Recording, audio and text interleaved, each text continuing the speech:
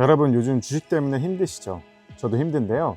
그래서 더위도 피할 겸 머리도 식힐 겸 별장에 와서 오늘은 촬영을 하고 있습니다. 요즘 주변에서 주식 투자를 이제 그만하고 싶다라는 이야기를 듣곤 하는데요. 올해 번 수익 다 반납했다. 심지어 고점에 물려서 본전만 오면 주식 투자는 다시는 안 하겠다라고 말씀하시는 분들이 종종 있더라고요. 그런데 제 주변에 수십 년 경력의 투자 고수분들과 제도권의 투자 전문가들조차 이번 시장을 예측하기는 어려웠다라고 고백합니다. 이번 시장의 변동성은 역사상 처음이었고 이런 큰 폭의 하락이 올 것이라고 예측하기 정말 어려웠던 것이 사실입니다. 그래서 투자 경험이 많지 않으신 분들은 특히 마음고생이 많으셨을 것 같습니다. 그런데 투자 고수들은 이 시기를 이렇게 보곤 하는데요. 이 시기를 기회 삼아 투자자로서 내공을 다지는 시기로 봐야 된다는 것이죠. 그래서 지금은 다음 상승 사이클을 기다리며 조용히 투자자로서 준비를 하고 있어야 되는 시기이기도 합니다.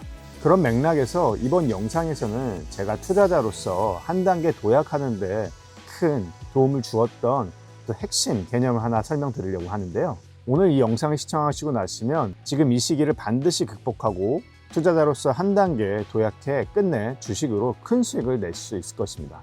먼저 오늘 영상의 핵심을 말씀드리면 투자는 결국 수많은 의사결정 속에서 조금이라도 높은 확률의 판단을 걸어서 장기적인 승리 확률을 높여가는 게임이라는 것입니다. 그런데 많은 투자가들이 시장을 체스처럼 대합니다. 체스가 무슨 게임이죠? 체스는 모든 말이 판 위에 다 드러나 있습니다. 상대가 무엇을 가졌는지 전부 보입니다. 그래서 체스에서 지면 이유는 하나뿐입니다. 내가 더 못 두었기 때문이죠. 운이 끼어들 자리가 없습니다. 그래서 시장을 체스로 보는 사람은 손실이 날 때마다 이렇게 생각하죠. 내 공부가 부족했구나. 내가 판단을 잘못했구나. 더 열심히 분석하면 다음엔 맞힐 수 있겠구나. 그런데 오늘 의사결정에 대한 중요한 통찰을 준 한 인물은 다른 이야기를 하고 있는데요. 그녀는 심리학을 공부하다 전혀 다른 세계에서 챔피언이 된 인물입니다. 바로 애니 듀크라는 인물인데요. 그녀는 인생의 중요한 결정 대부분이 체스가 아니라 포커에 가깝다고 말합니다.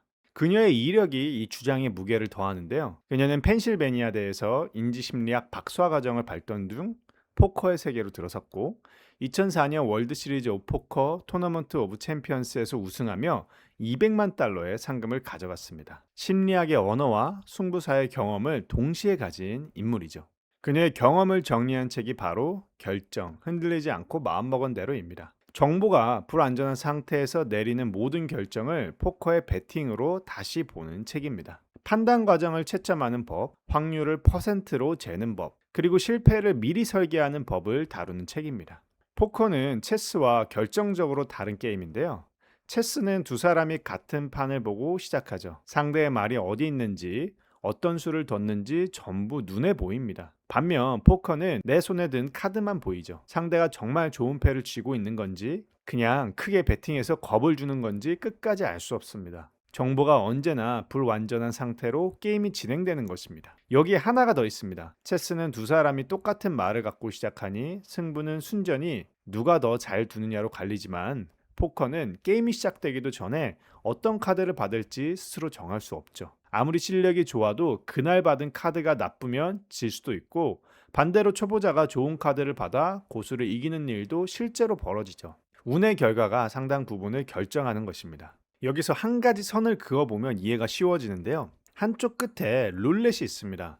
실력이 전혀 개입하지 못하는 순수한 운의 게임입니다. 아무리 오래 연구해도 다음 숫자를 맞힐 수 없죠. 반대쪽 끝에는 체스가 있습니다. 운이 전혀 개입하지 못하는 순수한 실력의 게임입니다. 포커는 그 사이 어딘가에 있습니다. 실력이 분명히 결과를 좌우하지만 단판으로는 실력자가 초보자에게 지기도 합니다. 실력은 판이 쌓여야 드러납니다. 그럼 시장은 이 선의 어디쯤에 있을까요? 시장을 체스 쪽 끝에 놓는 사람은 손실이 날 때마다 자신을 탓하죠. 더 공부하면 맞힐 수 있다고 믿기 때문입니다. 그래서 리포트 100장을 읽고 지표를 20개를 보고 그래도 또 틀리면 이번엔 자기 자신을 의심하기 시작하고 자책하는 거죠. 반대로 시장을 룰렛 쪽에 끝에 놓는 사람은 아예 포기합니다.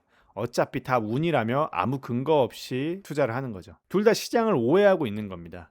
시장은 사실 포커 쪽에 훨씬 가깝습니다. 실력이 분명히 작동하지만 그 실력은 한 번의 매매가 아니라 긴 시간에 걸쳐서만 그 모습을 드러냅니다. 우리는 기업의 모든 것을 알 수 없습니다. 다음 달의 금리도 내년의 경기도 심지어 알 수 없습니다. 그런데 알 수 있는 것은 확률의 무게입니다. 그래서 우리는 이 인식 하나만 바꿔도 투자에 대한 태도가 달라집니다. 즉, 이 자산은 오릅니다가 아니라 지금 확률은 이쪽이 조금 더 두터워 보입니다로 바뀌는 거죠. 앞의 문장은 틀리는 순간 자신을 무너뜨린다면 뒤의 문장은 틀려도 자신을 무너뜨리지 않습니다. 애초에 확률로 보았기 때문입니다. 그럼 여러분은 지금 시장을 어떻게 보고 계신가요? 지금 시장을 맞춰야 하는 체스판으로 보고 계신가요? 아니면 확률을 다루는 포커 테이블로 보고 계신가요? 두 번째 중요한 개념은 리절팅입니다. 리절팅은 결과만 보고 판단의 좋고 나쁨을 매기는 버릇입니다. 애니 류크는 이걸 리절팅이라고 불렀는데요. 그녀가 책에서 드는 예시가 아주 이 개념을 잘 설명합니다. 2015년 슈퍼볼 마지막 순간이었습니다. 시애틀 시호크스가 상대 진영 1야드 앞까지 갔습니다. 26초가 남아 있었습니다. 한 걸음만 밀고 들어가면 우승이었는데요. 팀에는 리그 최고의 러닝백이 있었습니다. 그런데 감독은 달리는 대신 패스를 지시했습니다. 그 공은 아쉽게 상대 수비수에게 가로채였고 시호크스는 그대로 우승을 놓쳤습니다. 다음날 언론은 한 소리로 말했습니다. 역사상 최악의 선택이었다. 그런데 애니 듀크는 여기서 다른 질문을 던집니다. 정말 그 선택이 나빴을까요? 확률로 따져보면 그 상황의 패스는 통계적으로 그렇게 무모한 선택이 아니었습니다. 다만 결과가 나빴을 뿐입니다. 만약 그 패스가 성공해서 터치다운이 됐다면 다음날 신문은 정확히 반대로 썼을 겁니다. 천재적인 승부수였다고요. 같은 판단인데 결과에 따라 평가가 완전히 뒤집힙니다. 이것이 리절팅입니다. 계좌 앞에서도 똑같은 일이 매일 벌어지더라고요. 상승장에서 수익이 나면 우리는 내가 잘 골랐다고 믿습니다. 하락장에서 손실이 나면 내가 틀렸다고 자책합니다. 하지만 좋은 판단이 나쁜 결과로 이어지는 일도, 엉성한 판단이 운 좋게 좋은 결과를 내는 일도 시장에서는 흔합니다. 이 상황을 네 가지로 나눠서 살펴보겠습니다. 첫째, 좋은 판단의 좋은 결과. 이건 실력이죠. 둘째, 좋은 판단의 나쁜 결과. 이건 불운의 영역입니다. 셋째, 나쁜 판단의 좋은 결과. 이건 요행입니다. 넷째, 나쁜 판단의 나쁜 결과. 이건 자업자득입니다.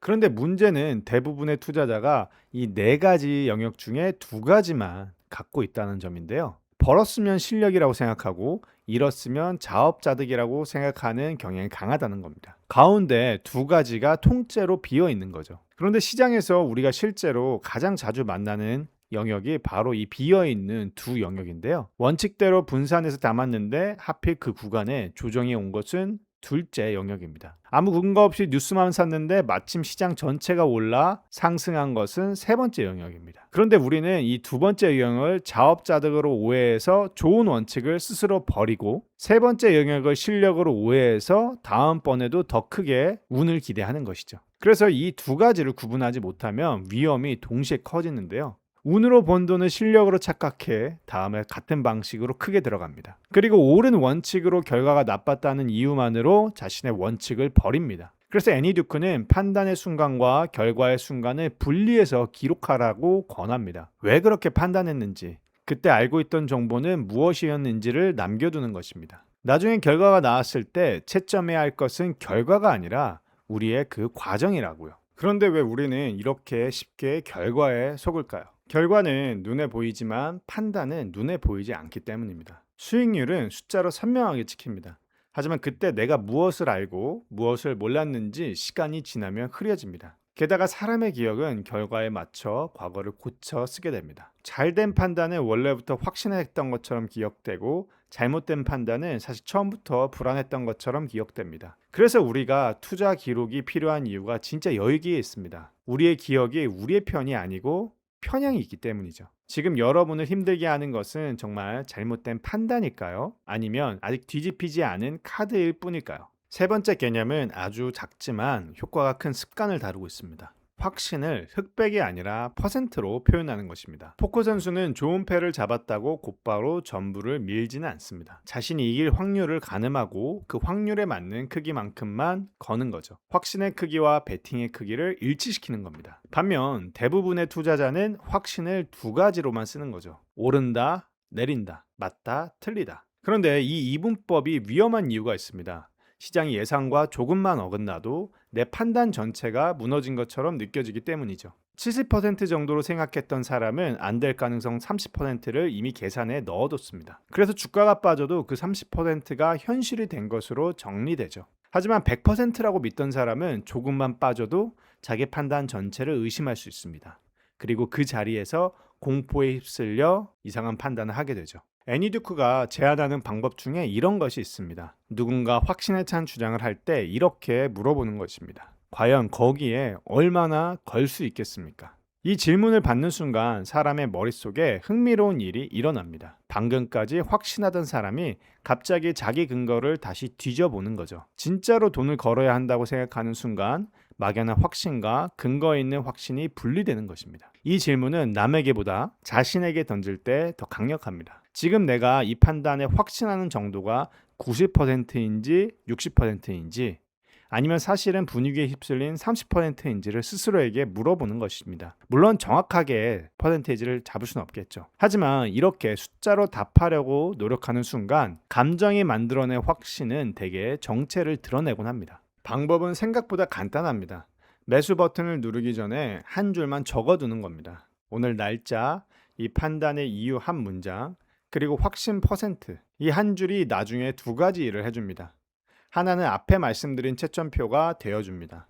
결과가 아니라 그때의 판단을 다시 볼 수 있게 해줍니다. 다른 하나는 지금 이 순간의 브레이크가 되어줍니다. 숫자를 적으려고 커서를 올려놓는 그 몇 초 사이에 충동으로 누르려던 손이 한번 멈추게 됩니다. 여기서 한 가지 더 짚고 싶은 것이 있습니다. 확신은 생각보다 쉽게 오염될 수 있습니다. 혼자 있을 때는 60%였던 확신이 같은 기업에 투자한 사람들이 모인 곳에 방문하면 90%가 되어 있기도 하죠.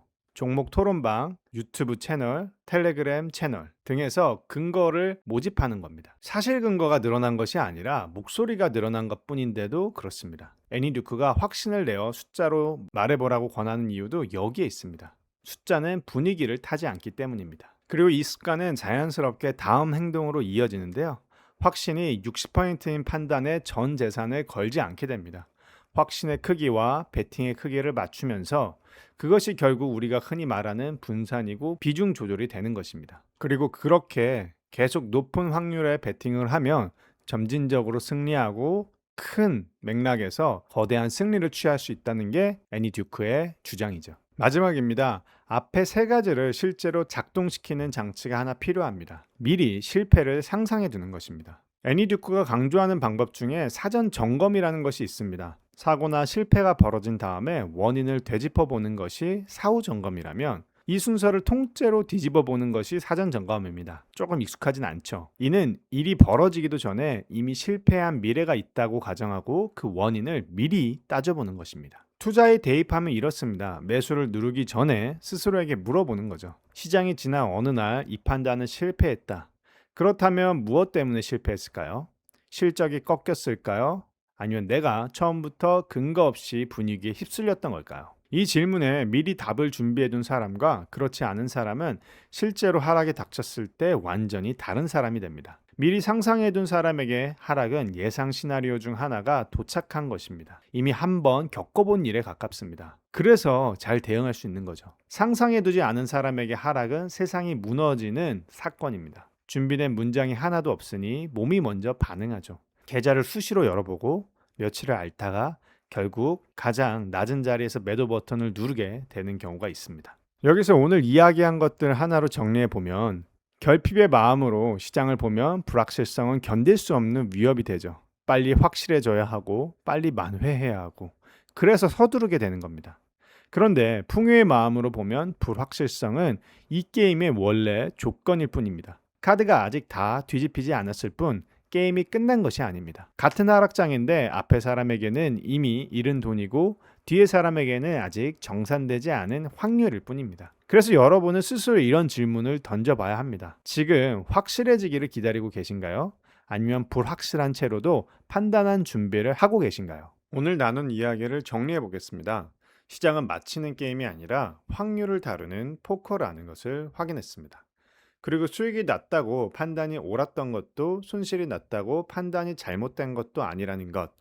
결과가 아니라 판단 그 과정을 채점해야 한다는 것을 확인했습니다. 또 확신은 단순히 오른다 내린다가 아니라 몇 퍼센트인지 숫자로 확인해야 된다는 것을 봤습니다. 그리고 이 세 가지를 실제로 작동시키는 마지막 장치로 매수하기 전에 미리 실패한 미래로 가서 무엇 때문에 실패했는지를 따져보는 사전 점검의 개념까지 이야기했습니다. 이렇게 미리 실패를 그려본 사람은 실제로 하락이 왔을 때 이미 한번 겪어본 일처럼 훨씬 담담하게 대응할 수 있습니다. 이 네 가지는 그래서 결국 하나로 이어집니다.